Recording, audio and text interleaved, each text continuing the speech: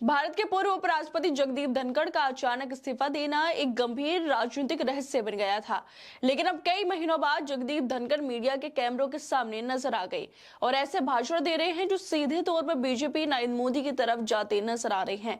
धनखड़ ने किसी का नाम तो नहीं लिया, लेकिन हंसते मुस्कुराते और तंज के साथ बहुत कुछ कह दिया। वो सब कुछ कह दिया जो 4 महीनों से लोग सुनना चाहते थे। वो सीधे तौर पर कह रहे हैं कि कुछ लोग नैतिकता और आध्यात्मिकता से दूर होते जा रहे हैं और कोई नैरेटिव के चक्कर में ना फंसे। इस चक्रव्यूह में कोई फंस गया तो निकलना बहुत मुश्किल। और फिर हंसते हुए कहते हैं, मैं अपनी बात नहीं कर रहा। मगर जगदीप की ये हंसी बहुत कुछ कह गई कि उन्हें भी नैरेटिव के चक्रव्यूह में फंसाया गया जिससे वो निकलना चाहते थे और शायद इसी वजह से रातों रात उनका इस्तीफा हो गया, वो भी स्वास्थ्य का हवाला देते हुए। किसी बीजेपी के नेता की तरफ से उनके स्वास्थ्य को लेकर कोई ट्वीट नहीं आया था। नरेंद्र मोदी भी घंटों तक कोई ट्वीट नहीं करते, फिर घंटों बाद एक छोटा सा ट्वीट कर रख देते हैं। और ये सब काफी था ये बताने के लिए कि धनखड़ का इस्तीफा क्यों हुआ, किसके कहने पर हुआ और क्यों वो महीनों बाद कैमरों के सामने, मीडिया के कैमरों के सामने अब नजर आए हैं, लेकिन उसके बावजूद भी कुछ ठीक से बोल नहीं पाए। दरअसल उपराष्ट्रपति पद से इस्तीफा देने के बाद पहली बार जगदीप धनखड़ ने किसी सार्वजनिक कार्यक्रम को संबोधित किया। मध्य प्रदेश की राजधानी भोपाल में आयोजित एक कार्यक्रम में उन्होंने राष्ट्रीय स्वयंसेवक संघ की तारीफ की। उन्होंने आरएसएस के विचारों और एक मजबूत राष्ट्र बनाने के दृष्टिकोण की प्रशंसा की। जगदीप धनखड़ ने अपना कार्यकाल समाप्त होने से पहले ही 21 जुलाई को अचानक इस्तीफा दे दिया था। आरएसएस के संयुक्त महासचिव मनमोहन वेद की लिखी किताब का विमोचन करने के लिए भोपाल वो पहुंचे थे। इस दौरान धनखड़ ने देश के भरोसे, सांस्कृतिक जड़ों और संस्थाओं को एकता बनाए रखने की बात कही। धनखड़ ने लेखक और किताब के समय की तारीफ करते हुए सभ्यता की ताकत को रेखांकित किया।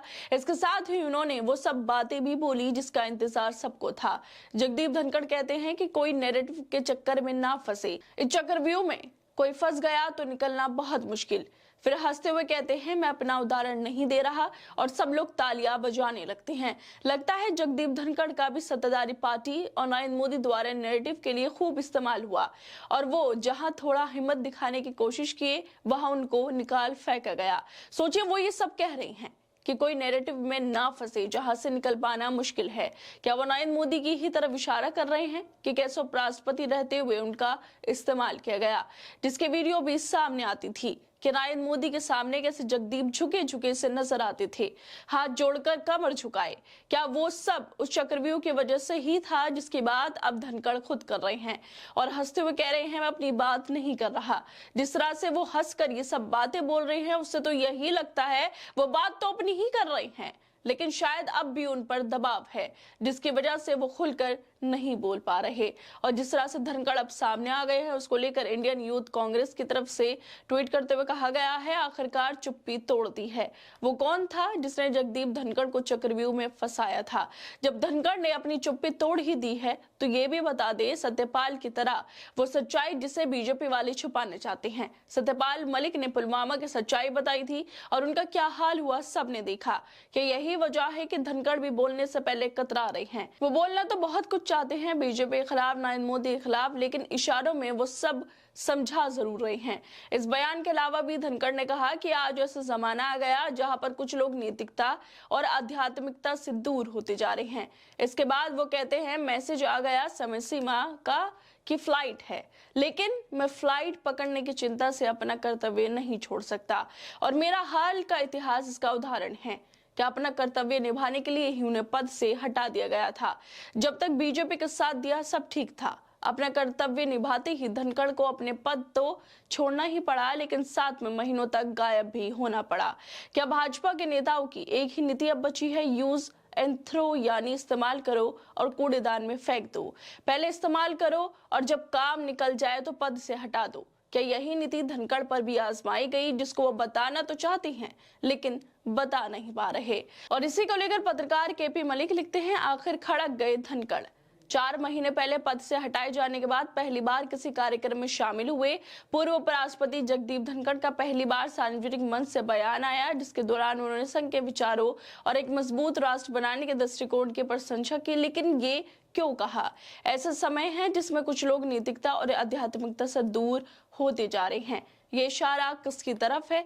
कौन लोग हैं जो नैतिकता से दूर हो रही हैं? क्या ये वही लोग हैं जिनकी वजह से धनखड़ को इस्तीफा देना पड़ा था?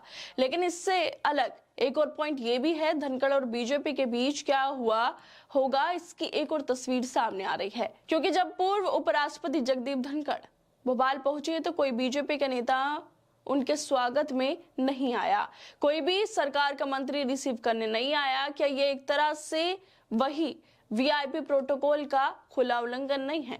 कायदे से मुख्यमंत्री को उन्हें रिसीव करने आना चाहिए था, लेकिन कोई बीजेपी का नेता नहीं आया। उसे देखकर तो फिर यही सवाल उठते हैं कि धनखड़ का इस्तीफा इसलिए हुआ क्योंकि वो विपक्ष का साथ दे रहे थे, और ये इस्तीफा खुद बीजेपी के कहने पर हुआ, क्योंकि जब धनखड़ दिन रात बीजेपी वालों की तारीफ करते थे तब उनकी तारीफें बीजेपी वाले भी करते थे, उनकी तारीफों के पुल बांधते थे, वीडियो भी शेयर करते थे जिसमें धनखड़ बिल्कुल एकदम इस तरह से नजर आते थे जैसे किसी की कठपुतली हो। लेकिन जैसे ही उन्होंने आवाज उठाई, उन्हें उनकी कुर्सी से हटा दिया गया और अब बीजेपी वाले उनकी तरफ देख भी नहीं रहे। खैर दोस्तों, आप लोगों को क्या लगता है इस वीडियो को लेकर? हमें अपनी राय जरूर दें और बाकी तमाम खबरों को देखने के लिए जुड़े रहिए हमारे साथ।